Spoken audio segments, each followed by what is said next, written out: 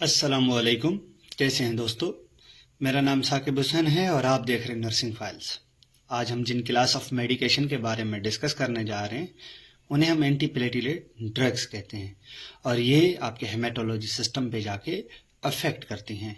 तो आए इन एंटीप्लेटिलेट ड्रग्स को डिस्कस करते हैं। एंटीप्लेटिलेट ड्रग्स या मेडिकेशन हमारे पास एक ऐसी क्लास ऑफ मेडिकेशन है जो जाके ट्रीट करती हैं या प्रिवेंट करती हैं thrombo embolic events like ischaemic stroke, transient ischaemic attack, coronary artery disease या मायोकार्डियल इन्फेक्शन। उसके साथ साथ वो पेशेंट जो किसी सर्जरी के लिए जा रहे होते हैं जैसे cardiac valve replacement, coronary angioplasty और those with peripheral artery disease, इन पेशेंट को भी हम एंटीप्लेटिलेट मेडिकेशन देते हैं। उसके साथ साथ अगर हम फिब्रिनोलाइटिक ड्रग्स और एंटीप्लेटिलेट ड्रग्स के डिफरेंस के बारे में बात करें, क्योंकि ये हमेशा पेपर में पूछा जाता है, तो एंटीप्लेटिलेट ड्रग्स बेसिकली प्रिवेंट करती हैं प्लेटिलेट क्लम्पिंग को और फिब्रिनोलाइटिक डिसॉल्व करती हैं आपके फिब्रिन किलॉट्स को।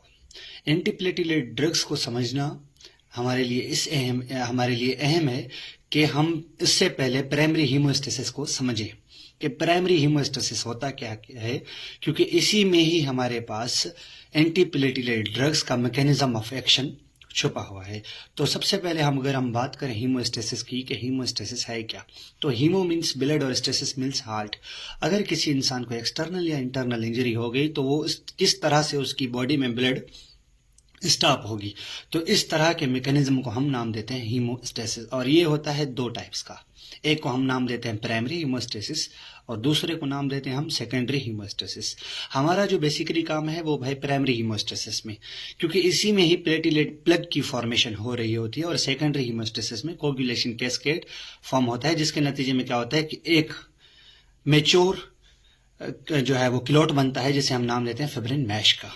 तो हमें यहाँ पे काम नहीं है, हमारा काम है प्राइमरी हीमोस्टेसिस में, क्योंकि यहीं पे प्लेटिलेट की प्लग फॉर्मेशन हो रही है और हमें इसी को ही जाके डिस्टर्ब करना है कि ज्यादा से ज्यादा क्लॉट ना बने, क्योंकि हम मेडिकेशन ही एंटीप्लेटिलेट्स के खिलाफ दे रहे हैं।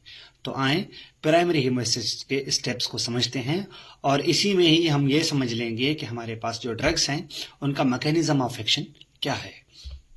तो एंटीप्लेटिलेट ड्रग्स और प्राइमरी हीमोस्टेसिस का आपस में कनेक्शन ये है कि इस एंटीप्लेटिलेट मेडिकेशंस इनहिबिट करती हैं प्राइमरी हीमोस्टेसिस के कुछ स्टेप्स को, जिसके नतीजे में क्या होता है कि एक्टिवेशन ऑफ प्लेटिलेट लो हो जाती है और प्लेटिलेट की एग्रीगेशन बिल्कुल कम हो जाती है। तो क्लॉट की फॉर्मेशन, जो प्लेटिलेट प्लग की फॉर्मेशन है, वो नहीं हो पाती। तो हमारे पास प्राइमरी हीमोस्टेसिस के 5 स्टेप्स हैं: endothelial injury, exposure, adhesion, activation और एग्रीगेशन। किस तरह से होते हैं ये, आए हम इनको पिक्टोरियल व्यू में समझते हैं। सबसे पहले हमारे पास बॉडी में किसी भी ऑर्गन में या हमारे पास वेन में इंजरी हो गई। अब जैसे ही इंजरी होती है तो स्मूथ मसल्स क्या होता है कि उसमें वेस्कुलर स्पाज्म आता है एंडोथेलियन की वजह से, तो वो क्या कर जाते हैं, कॉन्ट्रैक्ट कर जाते हैं। जैसे ही वो कॉन्ट्रैक्ट करते हैं तो जैसे ही इंसान को इंजरी हुई तो इंजरी होने के बाद क्या हुआ कि वो एरिया एक्सपोज हो गया। अब जैसे ही वो एक्सपोज हुआ तो वहां पे मौजूद एंडोथेलियल, डैमेज्ड एंडोथेलियल सेल्स और कोलाजन जो एक्सपोज्ड है, यहाँ पे ये देख रहे हैं आप, ये एक्सपोज्ड एरिया है। तो जैसे ही ये एक्सपोज्ड एरिया क्या करेंगे, अपने अंदर से एक प्रोटीन रिलीज करेंगे जिसे हम नाम देते हैं वॉन विलब्रेंड फैक्टर का। ये वॉन विलब्रेंड फैक्टर क्या करता है कि तीसरे स्टेप की तरफ लेके जाता है और इसे हम नाम देते हैं एडिशन का। अब ये वॉन विलब्रेंड फैक्टर क्या करेगा कि अट्रैक्ट करेगा प्लेटिलेट को अपनी तरफ, और प्लेटिलेट क्या करेगा, इसके ऊपर आके बाइंड करेगा। यहाँ पे ये जो आप प्लेटिलेट के ऊपर छोटा सा डॉट देख रहे हैं, इस चीज को हम कहते हैं कि रिसेप्टार। अब जो रिसेप्टार हमारे पास जो है वो वॉन विलब्रेंड फैक्टर को आके अटैच करेगा, इस रिसेप्टार को हम नाम देते हैं GB1B, जो कि एक सरफेस प्रोटीन है। अब जैसे ही ये इसके साथ आके अटैच करेगा तो ये इनिशिएट करेगा चौथे स्टेप को। इस चौथे स्टेप को हम नाम देते हैं एक्टिवेशन का। अब जैसे ही ये प्लेटिलेट एक्टिवेट होगा तो सबसे पहले ये एक काम करेगा कि अपनी शेप चेंज करेगा। जैसे ही इसने यहाँ पे ये शेप चेंज की तो ये अपने अंदर से एक जो है वो हार्मोन आप कह लें या प्रोटीन कह लें, जिसे हम नाम देते हैं सेरोटोनिन का। ये अपने अंदर से क्या करेगा, सेरोटोनिन रिलीज करेगा।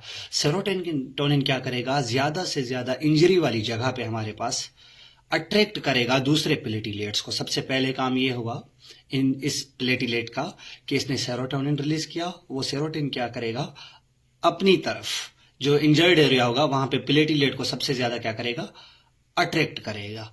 उसके साथ साथ ये क्या करेगा कि 2 किस्म के हमारे पास प्रोटीन्स रिलीज करेगा। इनको समझना लाजमी है। एक को हम नाम देते हैं एडीपी का, एडेनोसाइन डाइफॉस्फेट का, और एक को नाम देते हैं थ्रोम्बोक्सिन A2 का। ये दोनों मिलके हमारे पास क्या करेंगे कि प्लेटिलेट को अट्रैक्ट करेंगे और बाइंड करवाएंगे हमारे पास VWF वॉन विल्ब्रेंट फैक्टर के ऊपर, जिन प्लेटिलेट्स ने वहां पे जाके बाइंड नहीं किया। और दूसरा अहम काम ये करवाएंगे कि जो भी हमारे पास प्लेटिलेट्स इनको बाइंड करेंगे उनके ऊपर जो एक प्रोटीन होगी जिसको हम नाम देते हैं GB2B। ये यहां पे गलत लिखा हुआ है, यहां पे ये होना चाहिए GB2B और उसके साथ क्या 3A। इस चीज को हमेशा याद रखिएगा। ये है हमारे पास रिसेप्टार का नाम। तो ये दोनों मिलके क्या करेंगे, इस रिसेप्टार की एक्सप्रेशन करवाएंगे हमारे पास प्लेटिलेट्स के ऊपर। जैसे ही ये रिसेप्टार प्लेटिलेट के ऊपर एक्सप्रेस होंगे, जाहिर होंगे, तो हमारे पास क्या होगा कि एक 5वां स्टेप शुरू हो जाएगा। इस स्टेप को हम नाम देते हैं एग्रीगेशन का।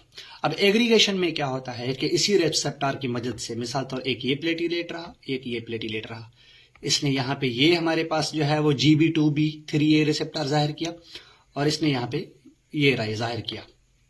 तो हुआ ये हमारे पास यहाँ पे, तो इनके नतीजे में क्या हुआ कि जैसे ही ये दोनों जाहिर हुए तो क्या हुआ कि जो फिब्रिनोजिन हमारे पास एक किस्म की यहाँ पे आप देख रहे हैं प्रोटीन, ये फिब्रिनोजिन प्रोटीन क्या करेगी, इनके थ्रू जो है वो बाइंड करेगी। अब जैसे ही यहाँ पे बीच में फिब्रिनोजिन आके बाइंड करवाएगी तो ज्यादा से ज्यादा रिक्रूट होंगे प्लेटिलेट और एक ही जगह पे बाइंड करते जाएंगे। यहाँ पे आप देख रहे हैं कि प्लेटिलेट की एक बाइंडिंग हो रही है। जैसे ही ये ज्यादा बाइंड कर जाएंगे तो इस चीज को हम नाम देते हैं प्लेटिलेट प्लग का, जो कि बेसिक कंपोनेंट होता है किसी भी ब्लड की इंजरी को रोकने के लिए, ब्लड को रोकने के लिए। तो आपको बेसिक स्टेप्स से समझ आ गए कि एंडोथेलियल इंजरी क्या है, एक्सपोजर क्या है, एडिजन क्या है, एक्टिवेशन क्या है और एग्रीगेशन क्या है। 2 प्रोटीन्स ADP, थ्रोम्बोक्सिन 2, इनका काम क्या है, 2 काम है। VWF के साथ जिन्होंने बाइंड नहीं किया उन्हें बाइंड करवाएंगे और एक प्रोटीन का एक्सप्रेशन करवाएंगे दूसरे प्लेटलेट के ऊपर, और वो प्रोटीन का क्या नाम है, GB2B 3A। इसका काम यह होता है कि ये क्या करवाता है कि 2 प्रोटीन को आपस में ज्वाइंट करवाता है थ्रू फिब्रिनोजिन। अब जैसे ही ये ज्वाइन करते हैं तो इस चीज को हम नाम देते हैं प्लेटिलेट प्लग का। यहां पे बात खत्म हुई। अब यहीं पे क्या होता है कि इन्हीं मुख्तलिफ स्टेप्स पे जाके क्या होता है कि हमारे पास एंटी प्लेटिलेट ड्रग्स एक्ट करती हैं और ये प्लेटिलेट प्लग की फॉर्मेशन नहीं होने देती। अब यहीं क्या लगे हाथों में आपको एक चीज समझा दूं कि थ्रोम्बोक्सिन A2, अब क्या होता है कि इसकी जो एस्प्रिन देते हैं हम, जो कि एंटी प्लेटिलेट ड्रग है, तो क्या होता है कि इस प्रोटीन के अंदर हमारे पास प्लेटिलेट के ऊपर एक्ट करेगी ये एस्प्रिन, और क्या होगा कि इस थ्रोम्बोक्सिन A2 की प्रोडक्शन नहीं होगी। अब आपको पता है कि जब तक इसकी प्रोडक्शन नहीं होगी तो GB2B 3A प्रोटीन सरफेस के ऊपर नहीं आएगी। जब ये सरफेस के ऊपर नहीं आएगी तो एग्रीगेशन नहीं होगा, और एग्रीगेशन नहीं होगा तो फिब्रिनोजिन बाइंड नहीं करेगी। अब जब ये फिब्रिनोजिन बाइंड नहीं करेगी तो प्लेटिलेट का प्लग नहीं बनेगा, जिसके नतीजे में क्या होगा कि हमारे पास खून नहीं रुकेगा और वो सही तरीके के साथ बहता रहेगा। तो इसी तरह से हमारे पास एंटी प्लेटिलेट ड्रग का काम होता है। ये आपको इसलिए समझाना लाजमी था। तो आए हम अपने अहम मिशन की तरफ चलते हैं, जो कि है हमारे पास एंटी प्लेटिलेट ड्रग्स। आप यहाँ पे डिटेल देख लीजिएगा, इसका स्क्रीनशॉट ले लीजिए। वही चीजें लिखी हुई हैं जो मैंने आपको पिक्टोरियल व्यू में समझाने की कोशिश की है। अब आते हैं हम अपने एंटी प्लेटिलेट ड्रग्स की क्लासिफिकेशन के ऊपर। On the basis of mechanism, कौन से मैकेनिज्म को ये ड्रग्स यूज करती हैं, उसकी बुनियाद पे हमने इनको 4 क्लासेस में डिवाइड किया है। नेसिड्स, जिसमें आगे हमारे पास एस्प्रिन, ADP रिसेप्टर एंटागोनिस्ट्स। अब इसका मकसद ये हुआ कि ADP जो हमारे पास यहाँ पे ये रिलीज हो रहे हैं, सीधी सी बात है यहाँ पे ये कहीं बाइंड हो रहे होंगे। तो क्या होता है कि जहां पे ये बाइंड होते हैं ना, वहां पे ये ड्रग जाके बाइंड होती हैं और ADP को बाइंड नहीं होने देती, जिसके नतीजे में क्या होगा कि ये प्रोटीन GB2B 3A बाइंड नहीं, हमारे पास क्या होगा कि सरफेस के ऊपर नहीं आएगी। तो इसका मैकेनिज्म ऑफ एक्शन यही है, जिसमें मशहूर ड्रग्स क्लोपिडेग्रिल, प्रेसाग्रिल, टेकाग्रिल और उसके कैंग्रोलर, ये हमारे पास क्या है, ये मेडिकेशंस हैं, इनके जेनेरिक नेम्स हैं। फॉस्फोडाइएस्ट्रेस 3 इनहिबिटर, अब इसका क्या काम है, मैं आपको इसका मैकेनिज्म ऑफ एक्शन आगे डिटेल में समझाता हूं। इसमें 2 ड्रग्स आते हैं, डाइप्रिडामोल और साइलोजेस्टोल। आखिर में आती है हमारे पास एक क्लास ऑफ मेडिकेशन एंटीप्लेटिलेट की, जिसे हम कहते हैं GP2B3A इनहिबिटर्स। इसमें आपका आता है बेक्सिजिमेब, टायरोफेबिन और एप्टीफिबाटाइड। ये हमारे पास जेनेरिक नेम्स हैं इनके ड्रग्स के। तो आए हम one by one in class of medication को डिस्कस करते हैं और इनके समझते हैं Contra indications, mechanism of action, side effect और नर्सिंग इंटरवेंशंस। तो सबसे पहले हमारे पास आता है एस्पिरिन। एस्पिरिन को हम दूसरे लफ्जों में सैलिसिलिक एसिड के नाम से जानते हैं। अब ये हमारे पास इस एस्पिरिन ड्रग का मैकेनिज्म ऑफ एक्शन क्या है। अब होता ये है कि प्लेटिलेट अपने अंदर से क्या है ना कि TXA थायरोक्सिन, हमारे पास जो ये आ रहा है हमारे पास थ्रोम्बोक्सिन A2, इसकी भी तो प्रोडक्शन हो रही होती है ना। तो TXA थ्रोम्बोक्सिन 2 की भी जहां से प्रोडक्शन होती है, इसको प्रोड्यूस करने के लिए 2 एंजाइम्स की रिक्वायरमेंट होती है, साइक्लोऑक्सीजिनेज 1 जिसे हम COX-1 के नाम से जानते हैं, और दूसरा एंजाइम साइक्लोऑक्सीजिनेज 2 जिसे हम COX-2 के नाम से जानते हैं। ये 2 एंजाइम इन्वॉल्व होते हैं TXA की प्रोडक्शन यानी कि सिंथेसिस में। तो एस्पिरिन क्या करती है, प्लेटिलेट के अंदर हमारे पास एक्ट करती है और इन COX-1 और COX-2 को जाके इनहिबिट करती है, जिसके नतीजे में क्या होता है कि TXA थ्रोम्बोक्सिन A2 की प्रोडक्शन नहीं होती। अब आपको पता है कि जब थ्रोम्बोक्सिन A2 की प्रोडक्शन नहीं होगी तो इसके नतीजे में क्या होगा कि प्लेटिलेट की एक्टिवेशन नहीं होगी, और साथ साथ में क्या होगा कि एग्रीगेशन नहीं होगी। क्यों? क्योंकि GB2 हमारे पास और उसके साथ साथ एंड 3A जो हमारे पास रिसेप्टर होता है उसकी एक्सप्रेशन नहीं हो रही। तो यहाँ पे क्या हुआ कि एस्पिरिन, जिसको हम सैलिसिलिक एसिड कहते हैं, वो जाके प्लेटिलेट के अंदर बाइंड करेगा, एक्ट करेगा और COX-1 COX-2 को इनहिबिट करेगा, जिसके नतीजे में TXA2 थ्रोम्बोक्सिन A2 की सिंथेसिस नहीं होगी, जिसका काम हो ये होता है कि वो एक्टिवेशन करवाता है और एग्रीगेशन करवाता है।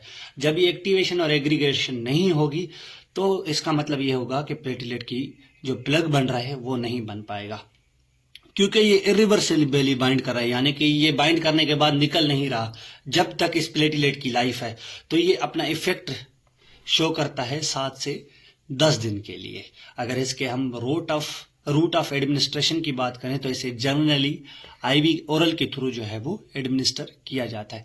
कौन कौन सी डिजीजेस को ट्रीट करने के लिए हम इसे देते हैं, इसकी इंडिकेशन क्या है, combined with streptokinase in acute coronary thrombosis, take regularly in transit ischaemic attack, strokes जिसे कहते हैं, to prevent recurrence, in unstable angina to prevent progressing to myocardial infarction, taken in arterial fibrillation and also has an effect on formation of emboli. Also, it reduces protective prostaglandin, जिसके नतीजे में क्या होगा कि gastric mucosal risk होगा। अब इस चीज को आप समझिए, ये जैसे ही ओरल के थ्रू देंगे तो ये क्या करेगा कि आपके गैस्ट्रिक में मौजूद जो प्रोस्टाग्लैंडिन हमारे पास एक प्रोटेक्टिव एजेंट होगा, उसकी क्या होगा कि प्रोडक्शन वहां पे कम हो जाएगी। जैसे ही उसकी प्रोडक्शन कम होगी तो उसके नतीजे में क्या होगा कि एसिड के लिए हमें बैरियर नहीं मिलेगा। जब एसिड के खिलाफ हमें बैरियर नहीं मिलेगा तो उसके नतीजे में क्या होगा कि गैस्ट्रिक जो म्यूकोजल लेयर है वो रिस्क पर आ जाएगी। जब ये रिस्क पर आएगी तो यहाँ पे ये मालूम हुआ हमें कि जब ये रिस्क पर आएगी तो अल्सर हो सकता है। तो ये इसका क्या हुआ हमारे पास रिस्क फैक्टर, या आप इसे कह लें साइड इफेक्ट। एस्पिरिन यहाँ पे हमारे पास खत्म होता है, इसके हम साइड इफेक्ट्स और इसकी कॉन्ट्रा इंडिकेशन आगे लास्ट में डिस्कस करते हैं। अगर हम अभी बात करें ADP रिसेप्टर एंटागोनिस्ट्स की, तो ये ADP जो है ना, जहां पे दूसरे सेल्स पे जब जाके बाइंड करता है, यानी कि दूसरे प्लेटलेट पे जब ये ADP बाइंड करता है तो इस बाइंड करने के लिए एक स्पेसिफिक इसके लिए रिसेप्टर होता है। अब मिसाल के तौर पे ये एक प्लेटलेट है, अब इसको बाइंड करना है इस प्लेटलेट के ऊपर। तब जब ये बाइंड करेगा तो यहाँ पर कोई ना कोई एक स्पेसिफिक रिसेप्टर होगा ना ADP का, इसके जिसके ऊपर ये बाइंड करेगा। तो इस स्पेसिफिक रिसेप्टर को हम नाम देते हैं बेसिकली किस चीज का, इस स्पेसिफिक रिसेप्टर को हम नाम देते हैं P2Y12 का। ये P2Y12 सारे प्लेटलेट के ऊपर मौजूद होता है, जिसके ऊपर क्या होता है कि एडिनोसाइन डाइफॉस्फेट आके बाइंड करता है।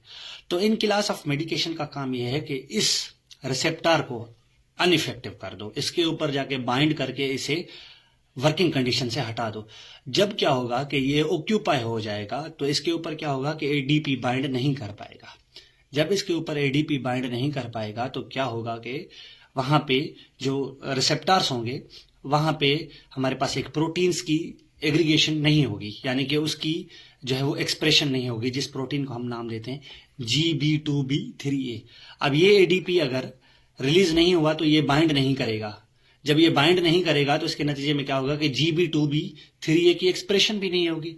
जब इसकी एक्सप्रेशन नहीं होगी तो हमारे पास क्या है कि एग्रीगेशन का प्रोसेस भी नहीं हो पाएगा।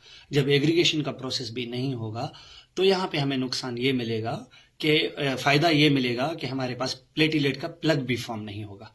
तो इसमें 4 क्लास ऑफ मेडिकेशन आती हैं, क्लोपिडेग्रिल, प्रेसाग्रिल, टिकाग्रिल और कैंग्रेलर। ये तीनों ओरल हैं और कैंग्रेलर जो है हमारे पास, इसको हम आईवी फॉर्म में देते हैं। अगर इसका मोड ऑफ एक्शन की बात करें तो जो मैंने चीज समझाई, प्लेटिलेट के ऊपर मौजूद एक रिसेप्टर P2Y12 एडीपी रिसेप्टर होता है, इसके ऊपर जाके बाइंड करके इसे इनइफेक्टिव करेंगे, जिसके नतीजे में क्या होगा कि एडीपी मीडिएटेड GP2B3A जो रिसेप्टर होता है हमारे पास, इसकी एक्सप्रेशन नहीं होगी। जब ये इसकी एक्सप्रेशन नहीं होगी तो फिब्रिनोजेन आपस में कनेक्ट नहीं हो पाएंगी, तो प्लेटिलेट प्लग नहीं बन पाएगा। रिजल्ट क्या होगा? Result platelet can not be bind fibrinogen and जिसके नतीजे में क्या होगा? नो एग्रीगेशन होगा। इसमें कुछ ड्रग्स होते हैं इरिवर्सिबल, कुछ होते हैं रिवर्सिबल। अब जो इरिवर्सिबल होती हैं उसमें 2 ड्रग्स आते हैं, क्लोपिडोग्रिल एंड प्रेसाग्रिल। और जो रिवर्सिबल होती हैं उसमें हमारे पास आते हैं टिकाग्रिल और कैंग्रेलर। इन ड्रग्स को हम used in combination with aspirin करते हैं ड्यूअल एंटीप्लेटिलेट थेरेपी के तौर पे इन acute coronary syndrome and post staining के बाद। यहाँ पे हमारे पास इसका मैकेनिज्म ऑफ एक्शन खत्म होता है। अगर हम फॉस्फोडाइस्ट्रेस 3 जिसे हम PDE3 इनहिबिटर कहते हैं, क्लास ऑफ मेडिकेशन है एंटीप्लेटिलेट की, तो इसमें 2 ड्रग्स आते हैं। एक को हम नाम देते हैं डाइप्रिडामोल और एक को नाम देते हैं सैलोजिस्टोल। डाइप्रिडामोल जो है वो ओरल और आईवी के थ्रू दी जाती है और सैलिस्टोजोल जो है वो हमारे पास सिर्फ ओरल के थ्रू दी जाती है। इसका मोड ऑफ एक्शन समझना लाजिम है। इसका मोड ऑफ एक्शन आपका ये है, अगर मैं आपको यहाँ पे समझा दूं कि इसका मोड ऑफ एक्शन ये है कि जैसे ही प्लेटिलेट है ना, इस प्लेटिलेट के अंदर हमारे पास एक एंजाइम होता है। इस एंजाइम को, जिसको हम नाम क्या दे रहे होते हैं, PDE, फॉस्फोडाइस्ट्रेस 3 का। अब ये फॉस्फोडाइस्ट्रेस क्या करता है कि जो CAMP होता है इसकी ब्रेक डाउन करवाता है। CAMP का मतलब क्या है? साइक्लिक एडिनोसाइन मोनोफॉस्फेट का। अब साइक्लिक एडिनोसाइन मोनोफॉस्फेट क्या करता है कि ये जितना कम हो, जितनी इसकी ब्रेक डाउन हो, जितना कम हो, तो उसके नतीजे में क्या होता है, उतना प्लेटिलेट ADP को अपने ऊपर बाइंड करने देता है, एडिनोसाइन डाइफॉस्फेट को। जब ये हमारे पास ज्यादा सेल के अंदर बनता रहता है तो इसके नतीजे में क्या होता है कि प्लेटिलेट की जो सेंसिटिविटी होती है ना टुवर्ड्स ADP, ये रिड्यूस हो जाती है। जब ये रिड्यूस होगी तो यानी ये बाइंड नहीं होगा, रिड्यूस हो जाएगी इसकी इफेक्टिविटी, तो इसके नतीजे में ये नुकसान होगा कि GB2-3A जो रिसेप्टर हो गए वो एक्सप्रेस नहीं होगा, तो फिब्रिनोजेन बाइंड एक दूसरे के ऊपर नहीं कर पाएंगे। तो यहाँ पे यही हो रहा है कि PDE फॉस्फोडाइस्ट्रेस 3 इनिबिट होता है। जब ये इनिबिट होगा तो इसका जो काम है ब्रेक डाउन का वो भी खत्म हो जाएगा। जब ब्रेक डाउन नहीं होगी तो बॉडी में जो सेल है प्लेटिलेट का उसके अंदर CAMP के लेवल बढ़ने लगेगा, साइक्लिक एडिनोसाइन मोनोफॉस्फेट का जो है वो लेवल बढ़ना लगेगा। जब भी इसका लेवल बढ़ेगा तो इसके नतीजे में एक नुकसान ये होगा प्लेटिलेट का, मिसाल के तौर पे, तो उसकी जो है वो ना प्लेटिलेट की सेंसिटिविटी टुवर्ड्स ADP ये कम हो जाएगी। जब ये ADP की सेंसिटिविटी कम हो जाएगी तो इसके नतीजे में क्या होगा कि एक्सप्रेशन नहीं होगा। उसके साथ साथ ये क्या करता है कि एडिनोसाइन का अपटेक हाई करवाता है। जब ये एडिनोसाइन का अपटेक इनहिबिट एडिनोसाइन अपटेक, जब इनहिबिट एडिनोसाइन अपटेक होता है तो एडिनोसाइन भी बढ़ेगा, तो जिसके नतीजे में क्या होगा कि CAMP भी बढ़ेगा। जब ये CAMP बढ़ेगा तो ADP की सेंसिटिविटी प्लेटिलेट के टुवर्ड कम हो जाएगी। उसके बाद अगर हम सैलोजिस्टोल की बात करें तो इसका काम ये होता है कि ये मैकेनिज्म ऑफ एक्शन करवाने के साथ साथ क्या करता है कि ये ब्लड वेजल्स में मौजूद CGAMP, साइक्लिक गोनासाइन मोनोफॉस्फेट, इसकी जो है वो इनिबिट करता है ब्रेकडाउन। जब इसकी ब्रेकडाउन इनिबिट होगी CGAMP की, तो इसका ये काम मेन होता है कि ये वेजो कंस्ट्रक्शन करवा रहा होता है। जब ये CGAMP की ब्रेकडाउन इनिबिट होगी तो इसके साथ साथ ये फायदा होगा कि जो वेस्कुलर स्मूथ मसल्स हैं जैसे वेजल हो गई, तो इसमें क्या होगा कि वेजो डायलेशन होगी। जो वेजो डायलेशन होगी तो क्या होगा कि ब्लड वेन की जो साइज है वो बढ़ना शुरू हो जाएगी। तो इसको किन डिजीज को ट्रीट करने के लिए हम देते हैं? Useful in CAD, coronary artery disease, peripheral artery disease और secondary prevention to ischemic stroke के खिलाफ हम इसे दे रहे होते हैं। एक क्विक रिव्यू इस मैकेनिज्म ऑफ एक्शन का, इसमें 2 ड्रग्स आते हैं। फॉस्फोडाइस्ट्रेस 3 में ये एक प्रोटीन है, ये एक एंजाइम है। 2 ड्रग्स आती हैं, डाइप्रिडामोल और सेलोजेस्टोल।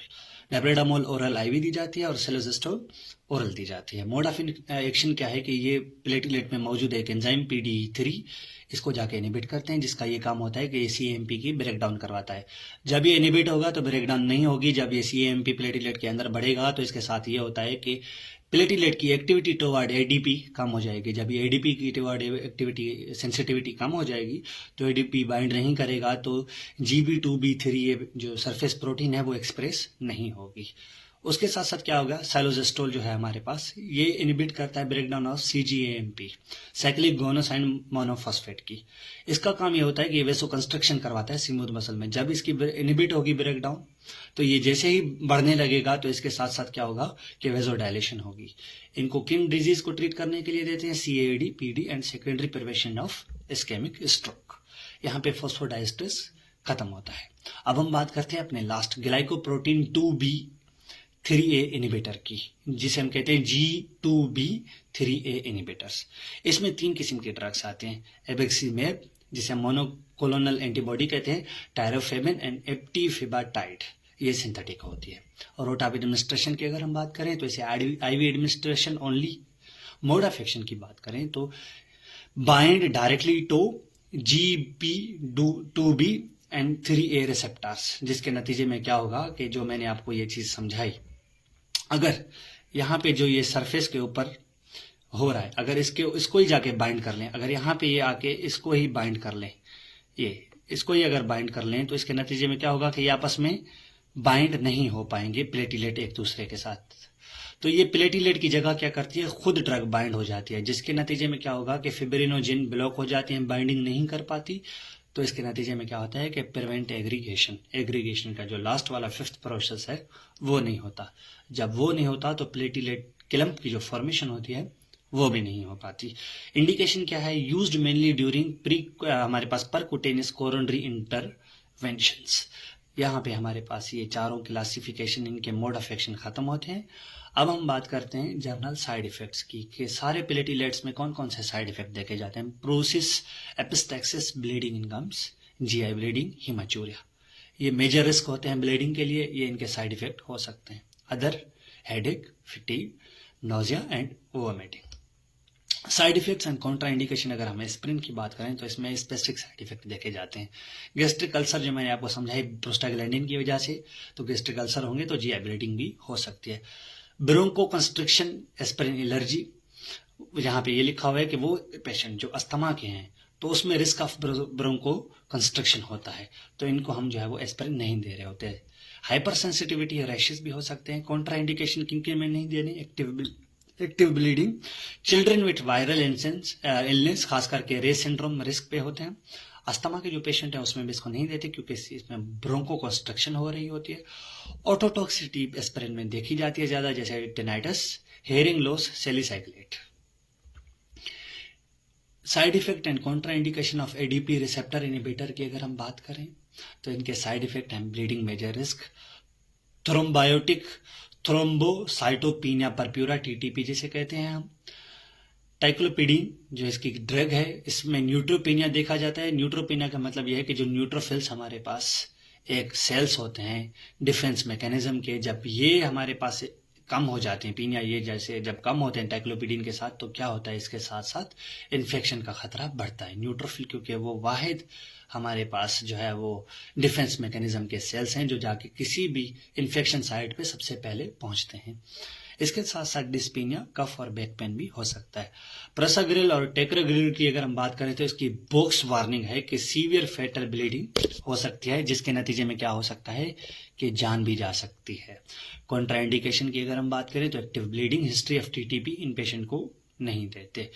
क्लोपिडोग्रिल की अगर हम बात करें तो poor metabolizer of CYP2C19 box warning है।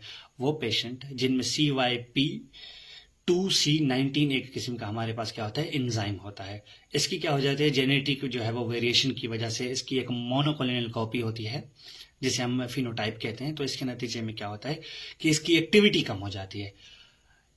वो पेशेंट जिनमें इसकी एक्टिविटी, ये मेटाबोलाइजर है, इसकी एक्टिविटी कम है, तो उसे क्लोपिडोग्रिल नहीं देते, क्योंकि अगर ये मेटाबोलाइज नहीं हुआ क्लोपिडोग्रिल तो क्या होगा कि ये बिल्डअप होना शुरू हो जाता है, जिसकी वजह से क्या होता है कि हमारे पास हेमाटोलॉजिकल जो है वो, या जिसे आप जो कोरोनरी जो डिजीजेज हैं उनका खतरा होने का ज्यादा होता है। तो ये इसकी बॉक्स्ड वार्निंग है। Side effect and contraindication of phosphodiesterase inhibitor की बात करें तो इसके साइड इफेक्ट हैं skin rash, Steven Johnson syndrome, tachycardia, palpitation और ऑर्थोस्टैटिक हाइपोटेंशन याद रखिएगा। कॉन्ट्रा इंडिकेशन क्या है फॉस्फोडाइएस्ट्रेस इनहिबिटर की, तो इसमें साइलोजेस्ट्रोल जो है वो इसकी बॉक्स्ड वार्निंग है कि हार्ट फेलियर के पेशेंट को आप कभी नहीं देते। ये इसकी बॉक्स वार्निंग है, हमेशा याद रखिएगा। GP2B3A इनहिबिटर की अगर हम बात करें कॉन्ट्रा इंडिकेशन और साइड इफेक्ट की, तो इनका साइड इफेक्ट्स हैं सीवियर ब्लीडिंग, थ्रोम्बोसाइटोपिनिया और एनाफाइलेक्सिस हो सकता है, ये याद रखिएगा। कॉन्ट्रा इंडिकेशन की अगर हम बात करें तो रिसेट सर्जरी, एक्टिव ब्लीडिंग और सीवियर हाइपरटेंशन के जो पेशेंट्स हैं उनमें GP2B3A इनहिबिटर्स नहीं दिए जाते। Contraindication general to all सब जो है वो एंटीप्लेटिलेट पे लागू होते हैं। कॉन्ट्रा इंडिकेशन कौन से है, एक्टिव इंटरनल ब्लीडिंग है, कोई भी आपने एंटीप्लेटिलेट नहीं देनी। रिसेंट मेजर ट्रॉमा 3 महीनों से कम, 3 महीनों के अंदर हुआ है तो उसे भी नहीं देनी। Suspected aortic distension, history of intracranial haemorrhage और इस्केमिक स्ट्रोक नहीं देने। कोगुलोपैथीज या ब्लीडिंग डिसऑर्डर्स है नहीं देनी। बिफोर मेजर सर्जरीज आपने ये चीजें नहीं देनी, ये हमेशा याद रखिएगा। प्रिकॉशंस की अगर हम बात करें तो इसमें ड्रग इंट्रैक्शन और फूड इंट्रैक्शन का हम अहम ख्याल रखते हैं। प्रिकॉशंस कौन कौन से ले सकते हैं, यूज कॉशियसली इन पेप्टिक अल्सर डिजीज, क्योंकि GI अल्सर होने का ज्यादा खतरा होता है। प्रोस्टाग्लैंडिन की कमी की वजह से एस्पिरिन नहीं दे सकते। रीनल और हेपेटिक इम्पेयरमेंट, क्योंकि रीनल में आपका क्या हो रहा होता है कि एक्सक्रीट आउट हो रहा होता है और हेपेटिक में आपका क्या हो रहा है, मेटाबोलाइज हो रहा है। ड्रग इंट्रैक्शन की अगर हम बात करें तो एंटीकोगुलेंट्स जैसे हेपरिन, वारफरिन इनके साथ नहीं देते, बड़े ही कॉशियसली के साथ देते हैं क्योंकि इसमें एक्टिव ब्लीडिंग, ज्यादा ब्लीडिंग होने का खतरा होता है। थ्रोम्बोलाइटिक ड्रग्स जैसे एल्टीप्लेस, रेटिप्लेस और टेंटिप्लेस जो है वो इनमें आप नहीं देते। क्यों, क्योंकि इसमें हाई ब्लीडिंग होने का, ज्यादा ब्लीडिंग होने का खतरा ज्यादा होता है। ओमिप्राजोल के साथ आप क्लोपिडोग्रिल नहीं देते।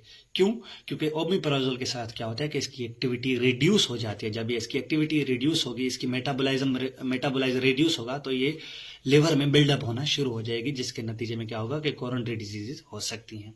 फूड इंट्रैक्शन में आपका अवॉइड करेंगे ग्रेप फ्रूट जूस, कभी भी नहीं देंगे, क्योंकि इसके नतीजे इसके साथ नहीं देंगे। क्यों, क्योंकि इसके साथ क्या होता है कि इनहिबिट हो जाता है इसका मेटाबॉलिज्म इन ड्रग्स का बहुत कम हो जाता है, जिसके नतीजे में क्या होगा कि ड्रग एक्टिवेशन कम होगी विथ क्लोपिडोग्रिल एंड साइलोजेस्ट्रोल। खास करके इन ड्रग्स के, दोनों ड्रग्स के साथ आप ग्रेप फ्रूट नहीं देते जूस। अगर हम नर्सिंग कंसिडरेशन, असेसमेंट और मॉनिटरिंग की बात करें तो असेसमेंट में आप मॉनिटर क्या करते हैं, vital sign, CBC, PT, APTT, lipid profile, liver and renal functions.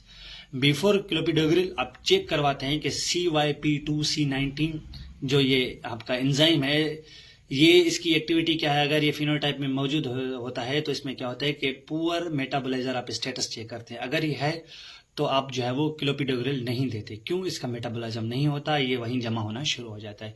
Before साइलोजेस्ट्रोल आप कंफर्म करते हैं कि पेशेंट की हार्ट हिस्ट्री की कोई भी जो है वो हार्ट की कोई भी हिस्ट्री नहीं है फेलियर की। अगर हार्ट फेलियर की हिस्ट्री है तो आप साइलोजेस्ट्रोल नहीं देते।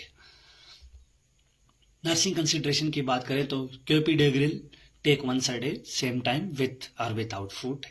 अवॉइड करेंगे ग्रेप फ्रूट को। Educate and prolong bleeding from minor cuts, report क्या करना है उस पेशेंट को अनयूजुअल ब्रूजिंग हो रही है, डार्क यूरिन स्टूल आ रहा है, परसिस्टेंट ब्लीडिंग, हेमेप्टाइसिस, सडन हेडेक और बैक पेन हो रहा है, तो जल्द से जल्द आपने हेल्थ केयर प्रोवाइडर को रिपोर्ट करना है। रिकग्नाइज स्ट्रोक सिम्टम्स जो है वो फास्ट के साथ आप हमेशा याद रखेंगे। आप ये देखेंगे, ये आपका होमवर्क है कि फास्ट के साथ कौन से जो है वो सिम्टम्स हम देखते हैं स्ट्रोक के। Bleeding precautions, soft toothbrush, electric razor, avoid contact spots, जिसके नतीजे में क्या हो सकता है कि इंजरी हो सकती हैं। अगर ये हो रही हैं तो आप ये ना होने दें, क्योंकि इसके साथ ब्लीडिंग आप रोक नहीं सकते। Inform all health care provider before procedures, कोई भी प्रोसीजर्स आप करवा रहे हैं जिसमें आपको पता है कि कट लगना है या कोई ब्लीडिंग के जो है वो इन्वॉल्वमेंट होनी है, तो आप सबसे पहले क्या बताएंगे अपने हेल्थ केयर प्रोवाइडर को कि आप एंटीप्लेटिलेट ड्रग्स और कौन सी और क्यों ले रहे हैं।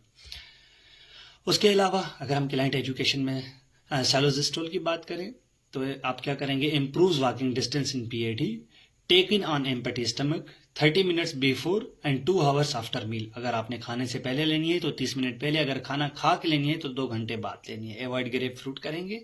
Side effect palpitations, headache, dizziness, diarrhoea report करेंगे। Signs of Steven Johnson syndrome, many drugs interaction इसके साथ साथ होती हैं। अगर आप कोई भी ड्रग्स ओवर द काउंटर लेते हैं तो सबसे पहले अपने हेल्थ केयर प्रोवाइडर से डिस्कस करें कि क्या मैं ये ड्रग्स ले सकता हूं इनके साथ या नहीं, क्योंकि इनके इंट्रैक्शन ड्रग के साथ बहुत ज्यादा होते हैं। लाइफ स्टाइल मॉडिफिकेशन की अगर हम बात करें तो low sodium, low refined sugar, low fat, high fibre diet आप पेशेंट को रिकमेंड करेंगे। Exercise as tolerated, weight reduction if needed, smoking cessation, avoid in alcohol moderation. अगर आप अल्कोहल ले रहे हैं तो उसे सबसे पहले तो सी सेक्शन करें, बंद करें। अगर नहीं कर रहे तो उसे मॉडरेट करें। मॉडरेशन आप उसमें ले आएंगे, 2 गिलास की जगह हाफ गिलास, सही है। तो क्या होता है कि इसमें अल्कोहल जो है वो पेशेंट कम कंजप्शन करना शुरू कर देता है, तो इसके साथ साथ लिवर पे इसके असरात बहुत कम होते हैं। यहाँ पे हमारे पास जो है वो आपके एंटीप्लेटिलेट ड्रग्स खत्म होती हैं। मैं उम्मीद करता हूँ जिस तरह से मैंने आपको समझाने की कोशिश की है एज माई नॉलेज, मैं उम्मीद करता हूँ कि आपको अच्छे से ये चीज़ें सारी समझ आ गई होगी। किसी भी आप एग्जाम पर्सपेक्टिव के हवाले से देख लें, आप इनक्लेक्स के एग्जाम पर्सपेक्टिव के हवाले से देखते हैं, किसी भी आप जो है वो अपने नर्सिंग के हवाले से एग्जाम के हवाले से देख लें, तो इंशाल्लाह ये इनफ है। इससे बाहर कोई भी MCQs, कोई भी क्वेश्चन नहीं आने वाला। इसको अच्छे तरीके से पढ़िए, समझिए और दुआओं में याद रखिएगा। अल्लाह हाफिज़।